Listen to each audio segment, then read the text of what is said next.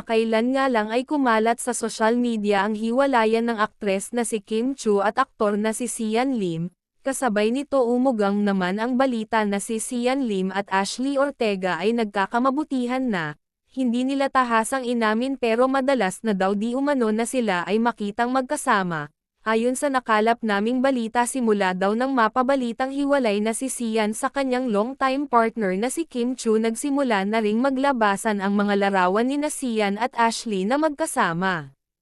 Samantala na itanong kay Sian sa isang interview kung si Ashley na nga ba ang ipinalit niya kay Kim Chu, isang ngiti lang daw isinagot nito sabi ng ilan alam na kung ano ang totoo.